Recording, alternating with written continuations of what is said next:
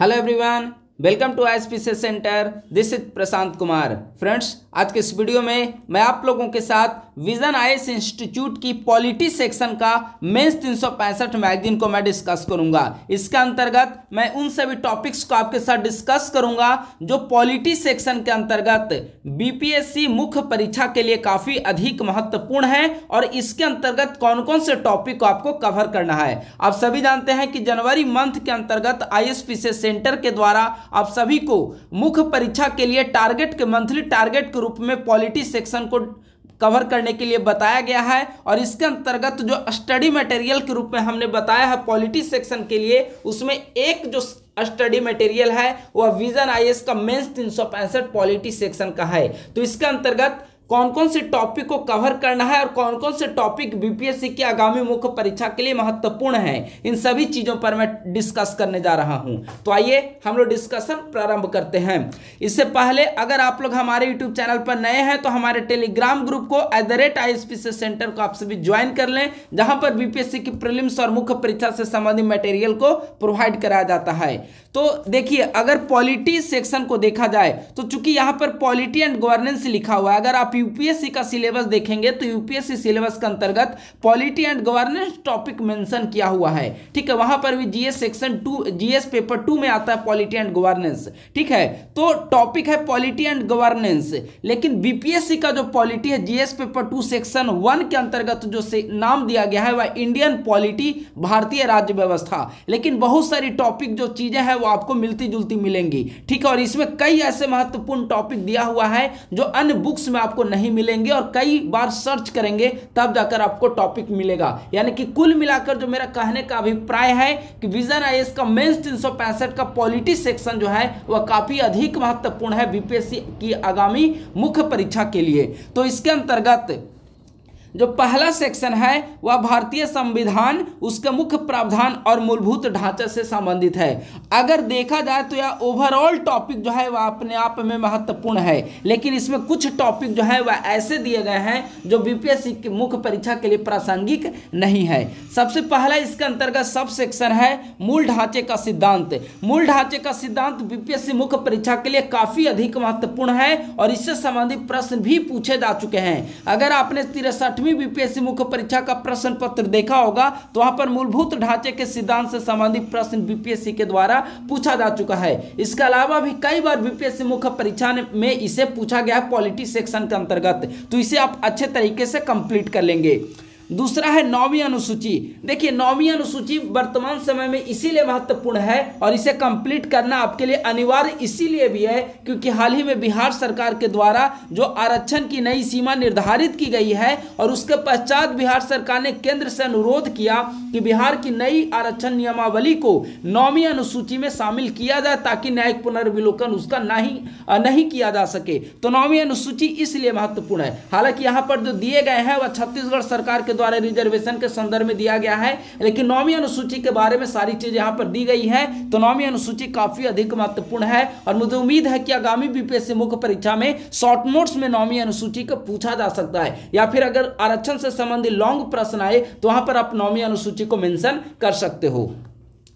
अगला है अध्यादेश, ऑर्डिनेंस। काफी महत्वपूर्ण टॉपिक है और अध्यादेश से संबंधित काफी प्रश्न पूछे जाने की प्रोबेबिलिटी बनी हुई है। ठीक है, तो अध्यादेश टॉपिक को आप लोग अच्छे तरीके से कंप्लीट कर लेंगे। अध्यादेश से संबंधित सर्वोच्च न्यायालय की कौन कौन से वाद विवाद हैं उन सभी चीजों को यहाँ पर डिटेल में वर्णन किया गया है, तो आप लोग अच्छे तरीके से अध्यादेश को कंप्लीट कर लेंगे। अगला है बुनियादी अधिकार, बेसिक राइट्स। बेसिक राइट्स अगर आप जानकारी के लिए जानना चाहते हैं तो इसे पढ़ सकते हैं, अन्यथा अभी के संदर्भ में बीपीएससी मुख्य परीक्षा में यहाँ से प्रश्न पूछे जाने की प्रोबेबिलिटी बहुत कम है। 1-2 साल पहले हेट स्पीच से पूछे जाने की संभावना थी। ठीक है, फ्रीडम ऑफ स्पीच से पूछे जाने की संभावना थी, लेकिन अभी वर्तमान समय में इसकी प्रासंगिकता कम हो गई है। तो आप लोग यहाँ से इन 3 टॉपिक को आप लोग कंप्लीट करें। पहला बुनियादी ढांचे का सिद्धांत, दूसरा 9वीं अनुसूची और तीसरा अध्यादेश।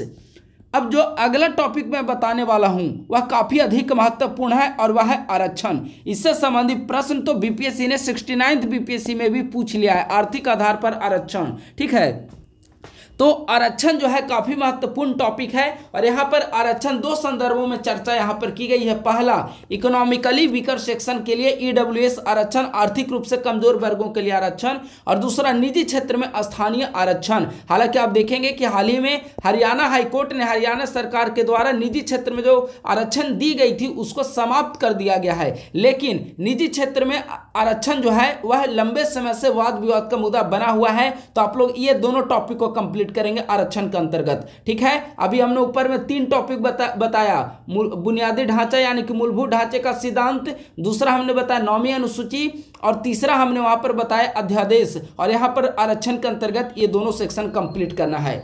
अब आइए अगला, जातिगत जनगणना। ये मोस्ट इंपॉर्टेंट VVI हमने लिख दिया, जातिगत जनगणना बहुत महत्वपूर्ण टॉपिक है। अगला है पंथ निरपेक्षता। तो चूंकि पंथ निरपेक्षता हमेशा देखेंगे कि भारतीय राजनीति में सांप्रदायिकता और पंथ निरपेक्षता हमेशा एक भारतीय राजनीति का एक संदर्भ है। पंथ निरपेक्षता और धन निरपेक्षता, तो इस संदर्भ में सेकुलरिज्म को जानना आवश्यक है। सेकुलरिज्म से संबंधित संवैधानिक प्रावधान, विभिन्न सुप्रीम कोर्ट के डिसीजन, इसके बारे में आपको जानना अनिवार्य है। तो पंथ निरपेक्षता को आप लोग अवश्य पढ़ेंगे।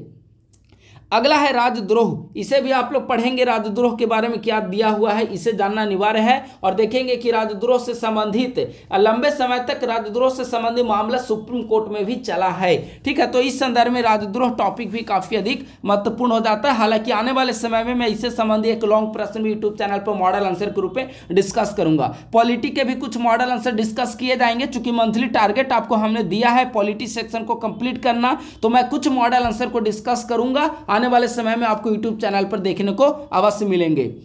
अगला है दूसरा यूनिट, संघीय ढांचे से संबंधित मुद्दे और चुनौतियां। संघीय ढांचे बीपीएससी मुख्य परीक्षा के लिए काफी अधिक महत्वपूर्ण है। 69th बीपीएससी मुख्य परीक्षा में भी संघवाद से संबंधित प्रश्न को बीपीएससी ने पूछा है, तो इस दृष्टिकोण से काफी अधिक महत्वपूर्ण है। कुछ टॉपिक ऐसे हैं बीपीएससी के लिए जो हमेशा एक फेवरेट टॉपिक बना रहता है और उसमें संघवाद एक महत्वपूर्ण टॉपिक है। तो इसके अंतर्गत कई सारे मुद्दों पर चर्चा की गई है, लेकिन इनमें से कुछ खास टॉपिक जो है उसे आप मुख्य परीक्षा के लिए पढ़ सकते हैं, जिनमें पहला फेडरलिज्म संघवाद, दूसरा सहकारी संघवाद। और सहकारी संघवाद में भी यहां पर एक विशेष संदर्भ में चर्चा की गई है, सीबीआई बनाम स्टेट। आप सभी जानते हैं कि कई राज्यों ने ऐसे अधिनियम पारित किए हैं कि सीबीआई वहां पर डायरेक्ट रेड नहीं कर सकती, सीबीआई रेड करने से पहले स्टेट से परमिशन लेंगी। तो ऐसे कई सारे लॉ पारित किए गए हैं, कई सारे स्टेट हैं, मेरे ख्याल से लगभग 9 या 10 या 11 स्टेट ने ऐसा कानून को पारित किया। ठीक है, तो सहकारी संघवाद। और ऐसा भी देखेंगे कि कई राज्यों की विपक्षी सरकारों के द्वारा केंद्र सरकार पर आरोप लगाती है कि विपक्षी दलों की सरकारों को गिराने के लिए केंद्र सरकार के द्वारा सीबीआई को एक हथियार के रूप में प्रयोग किया जा रहा है। ठीक है, तो कहीं ना कहीं सहकारी संघवाद और सीबीआई बनाम स्टेट की भूमिका या फिर जांच एजेंसियों की राज्यों में भूमिका एक काफी महत्वपूर्ण टॉपिक है और यह संदर्भ आपको जानना आवश्यक है वर्तमान संदर्भ में। ठीक है, और अभी आगे आने वाले जो लोकसभा चुनाव है तो उस समय तक लगातार सीबीआई ईडी की रेड आपको विभिन्न विपक्षी दलों की राज्यों वाली सरकारों में आपको देखने को मिलेगी। तो यह टॉपिक काफी अधिक महत्वपूर्ण है, इसे आपको हर हाल में कवर करना है। अगला है राज्यपाल राज्य संबंध। राज्यपाल बहुत महत्वपूर्ण टॉपिक है। जिस प्रकार से संघवाद का एक सेक्शन आता है राज्यपाल, लेकिन जिस प्रकार से संघवाद टॉपिक महत्वपूर्ण है उसी प्रकार से राज्यपाल टॉपिक भी काफी अधिक महत्वपूर्ण है। राज्यपाल दोहरी भूमिका का निर्वहन कर रहा है, किस प्रकार से राज्यों में सहकारी संघवाद के कड़ी के रूप में किस प्रकार से राज्यपाल की भूमिका है, उस संदर्भ में यह टॉपिक काफी अधिक महत्वपूर्ण है। अगला है दिल्ली राष्ट्रीय राजधानी राज्य क्षेत्र शासन अध्यादेश 2023। यह बीपीएससी मुख्य परीक्षा के लिए महत्वपूर्ण नहीं है। 6ठी 7वीं अनुसूची, इसे भी बीपीएससी मुख्य परीक्षा के लिए महत्वपूर्ण नहीं माना जाएगा। अगला अंतर्राज्यीय जल विवाद, काफी महत्वपूर्ण है। अंतर्राज्यीय जल विवाद आर्टिकल कौन सा है आप लोग बताइए? आर्टिकल 262 अंतर्राज्यीय जल विवाद, और अंतर्राज्यीय परिषद आर्टिकल 263। ठीक है, तो अंतर्राज्यीय जल विवाद आप लोग पढ़ लेंगे। ठीक है, इसके बाद आइए अगले पेज में देखिए, तीसरा नंबर यहाँ पर पॉइंट है संसद और राज्य विधानमंडल, इसकी संरचना एवं कामकाज। बहुत महत्वपूर्ण टॉपिक है, अपने आप में काफी महत्वपूर्ण टॉपिक है यह। इससे पहला है न्यायिक सक्रियता और न्यायिक अतिक्रमण, जुडिशियल ओवर रीच, यानी कि न्यायपालिका ने अपनी सीमा का भी अतिक्रमण किया है। किस संदर्भ में? न्यायिक सक्रियता और न्यायिक पुनर्विलोकन के नाम पर। ठीक है, तो यह काफी महत्वपूर्ण टॉपिक है, इसीलिए हमने यहाँ पर इंपॉर्टेंट लिखा है। न्यायिक सक्रियता, न्यायिक पुनर्विलोकन, न्यायिक अतिक्रमण, ये सभी टॉपिक काफी अधिक महत्वपूर्ण है। है, इसे आप लोग अच्छे से कंप्लीट करेंगे। अगला प्रत्यायोजित विधान यह कम महत्वपूर्ण टॉपिक है और बीपीएससी में नहीं पूछा जाएगा। प्रत्यायोजित विधान का मतलब एक अध्यादेश, इसका एक एग्जांपल है प्रत्यायोजित विधान का। प्रत्यायोजित विधान का मतलब होता है कि अगर विधायिका कार्य करने की शक्ति कार्यपालिका को सौंप देती है, यानी कि जो कानून निर्माण की शक्ति अगर विधायिका कार्यपालिका को सौंप देगी, प्रदान कर देगी, तो वह प्रदत्त विधायन के नाम से जाना जाएगा। जैसे अध्यादेश किसके द्वारा तैयार की जाती है? कार्यपालिका के द्वारा, लेकिन नियम बनाने का कार्य, कानून बनाने का कार्य किसका? विधायिका को है। लेकिन वहां पर अध्यादेश के मामले में कार्यपालिका के द्वारा विधि का निर्माण किया जाता है, तो वह प्रदत्त विधान का एग्जाम्पल है। ठीक है, तो यहां पर यह लेस इंपॉर्टेंट टॉपिक है, इसे आप लोग नहीं पढ़ेंगे। अगला संसदीय विशेषाधिकार, आप लोग इसे देख लेंगे, महत्वपूर्ण टॉपिक है। संसदीय उत्पादकता, यह बहुत महत्वपूर्ण टॉपिक है। ठीक है, महत्वपूर्ण में भी महत्वपूर्ण टॉपिक है संसदीय उत्पादकता। ठीक है, हमारा जो भी paid answer writing batch BPSC मुख्य परीक्षा के लिए चलता है, तो उसमें कई बार से मैं लगातार पार्लियामेंट्री प्रोडक्टिविटी पर चर्चा कर रहा हूं। ठीक है, और उम्मीद है कि आने वाले समय में संसदीय उत्पादकता पर जरूर प्रश्न पूछे जाएंगे। हमारे कई बार से 2-3 बार से मैं गेस कर रहा हूं इस टॉपिक को, लेकिन यह पूछा नहीं गया है, लेकिन भविष्य में जरूर यहां से प्रश्न पूछे जाएंगे। और संसदीय उत्पादकता में गिरावट के क्या कारण है, किस प्रकार से उसे बेहतर किया जा सकता है, 16वीं 17वीं लोकसभा की उत्पादकता किस प्रकार से रही है, एक तुलनात्मक अध्ययन, इस संदर्भ में यह टॉपिक काफी अधिक महत्वपूर्ण है, आप लोग अच्छे से करेंगे।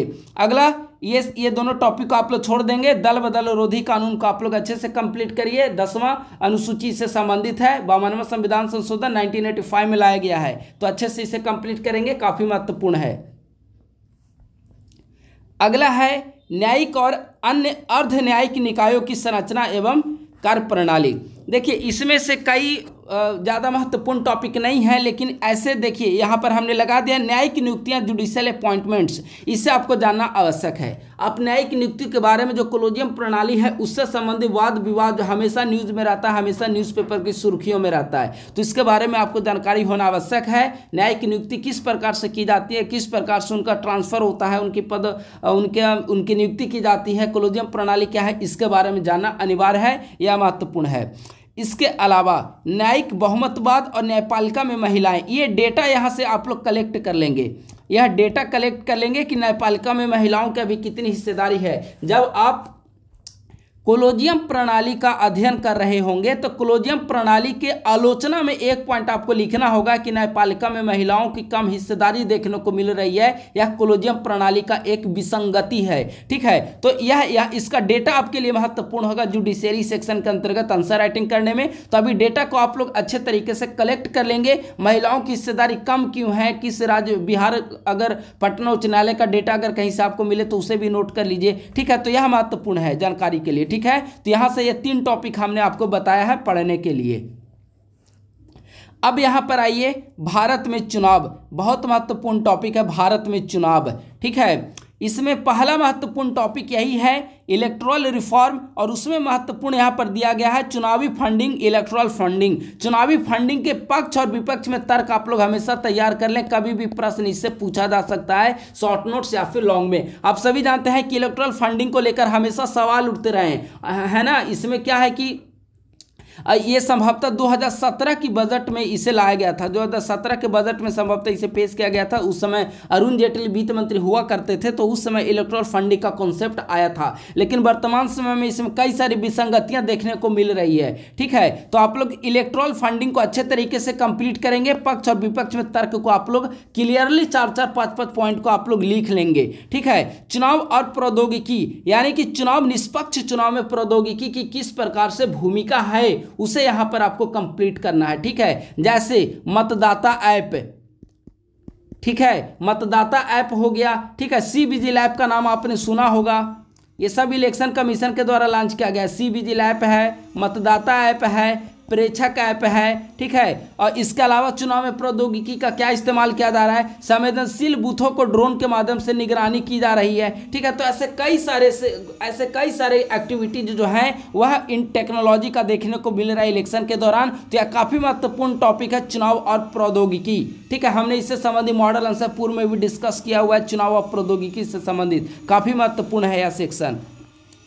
अगला है चुनावी मुफ्त उपहार इलेक्शन इलेक्शन फ्रीबीज, ठीक है। यह काफ़ी महत्वपूर्ण टॉपिक। आप सभी जानते हैं कि भारत में जितने भी वर्तमान समय में विधानसभा चुनाव हो रहे हैं, सभी राजनीतिक दलों के द्वारा चुनावी मुफ्त उपहार दिए जाने की घोषणा की जा रही है। जैसे अभी राजस्थान में चुनाव हुए हैं, राजस्थान में आपने देखा होगा कि 450 रुपये में गैस सिलेंडर देने की घोषणा की गई है वर्तमान सत्तारूढ़ भाजपा सरकार के द्वारा। कई राज्यों में तो ये भी राजनीतिक दल घोषणा कर देते हैं कि 12th पास, अगर कोई गर्ल्स 12th पास कर लेती है तो उसे फ्री में स्कूटी दी जाएगी। लेकिन उसे प्रोवाइड कराने के लिए, अपने घोषणा पत्र को पूरा करने के लिए, क्रियान्वित करने के लिए आप पैसा कहां से लाएंगे, यह महत्वपूर्ण मुद्दा हो जाता है। और इसके कारण देखेंगे कि राज्य पर कर्ज का बोझ बढ़ता चला जाता है। और यही जो है वर्तमान समय की एक बहुत बड़ी समस्या है। चुनावी मुफ्त उपहार, मुफ्त में चुनाव के दौरान घोषणा की जाती है कि सरकार आने पर 1500 रुपये, 2000 रुपया महिलाओं को या फिर बेरोजगार युवकों को बेरोजगारी भत्ता के रूप में दी जाएगी। लेकिन उसे रोजगार देने की बजाय पैसा देने की घोषणा की जाती है, फ्री में